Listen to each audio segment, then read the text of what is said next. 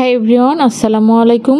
আপনি যদি চিকেন দিয়ে খুবই মজাদার কিন্তু ভিন্ন স্বাদের আবার খুবই সহজ কোনো রেসিপি খুঁজে থাকেন তাহলে আজকের ভিডিওটি আপনার জন্য। আজকে আমি চিকেন দিয়ে একদম ইউনিক আর দুর্দান্ত স্বাদের একটি রেসিপি আপনাদের সাথে শেয়ার করছি।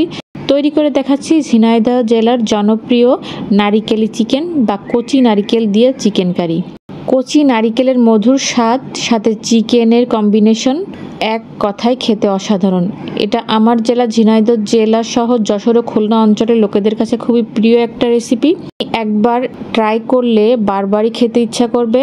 আমার কথাতে নাই, আপনি একবার এই কচি নারিকেল দিয়ে এই চিকেন কারির রেসিপিটা বানিয়ে খেয়ে দেখুন, আশা করছি আপনারও ভীষণ ভালো লাগবে।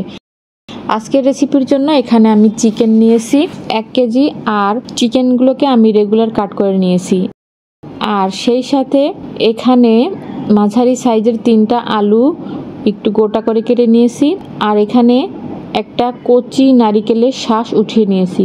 কচি নারিকেল বলতে খুব বেশি পরিপক্ক না আর আবার খুব বেশি নরমও না, এই দুইয়ের মাঝামাঝি যে নারিকেল হয় সেটাকে কচি নারিকেল বলে। দেখুন আমি চাপ দিচ্ছি, নারকেলটাকে ভেঙে যাচ্ছে। তো এই ধরনের কচি নারিকেল এর শাঁস দিয়ে এই রেসিপিটা করতে হয়। এখন চুলায় একটা প্যান বসিয়ে প্যানটা গরম হয়ে এতে দিয়ে দিচ্ছি তেল 1/3 কাপ। তারপর এতে দিয়ে দিচ্ছি 2টি পেঁয়াজ কুচি,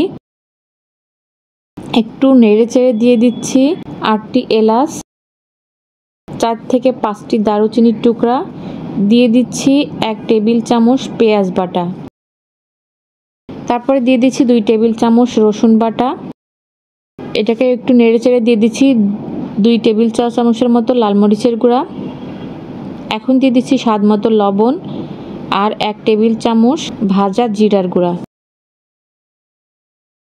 তারপর একটু নেড়ে চেড়ে মিশিয়ে দিয়ে দিচ্ছি একটি তেজপাতা আর 2 চা চামচ হলুদ গুঁড়া। তেলের সাথে মশলাগুলোকে খুব ভালোভাবে একটু কষিয়ে নিয়ে এখন দিয়ে দিচ্ছি 1/2 চা চামচ আদার গুঁড়া। আর আদার গুঁড়া কিভাবে করতে হয় তো আমার চ্যানেলে সেটারও একটা ভিডিও দেওয়া আছে, চাইলে আপনারা সেটাও দেখে নিতে পারেন। তো বেশ 5 থেকে 6 মিনিট ধরে আমি মশলাটাকে তেলের সাথে ভালোভাবে কষিয়ে নিয়েছি।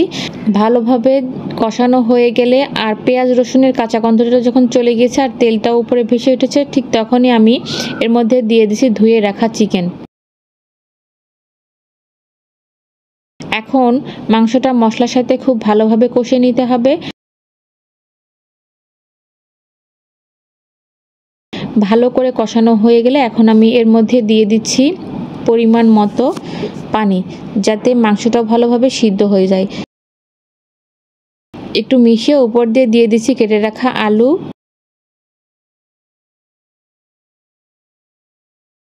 আর কচি নারিকেলের শাঁস। আর এই যে এখন দিয়ে দিচ্ছি মুরগির মাথা আর কলিজা। আমি সবসময় চিকেন রান্নাতে মুরগির কলিজা আর এই মাথাটা পরে দিয়ে দিই। কষানোর সময় যদি মাথা আর এই কলিজা দিই তাহলে কিন্তু এই দুইটা নরম থাকে আর এই দুইটা ভেঙে যায়, তখন কিন্তু মাংসের স্বাদটা নষ্ট হয়ে যায়। এই জন্য আমি কষানো পানি দিয়ে উপর দিয়ে এগুলো দিয়ে দিই। এখন আমি ঢাকনা লাগিয়ে রাখছি প্রায় 15 থেকে 16 মিনিটের মতো।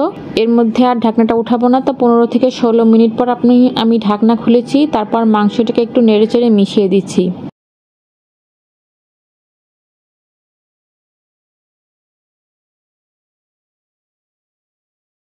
মিশিয়ে দিয়ে আমি আরও 5 থেকে 6 মিনিটের মতো ঢাকনা লাগিয়ে রাখছি। তারপর মাংসের পানিটা যখন একেবারে পুরোপুরি টেনে এসেছে আর তেলটা উপরে উঠে এসেছে তখন আমি এর মধ্যে পরিমাণ মতো ঝোলের পানি দিয়ে দিচ্ছি।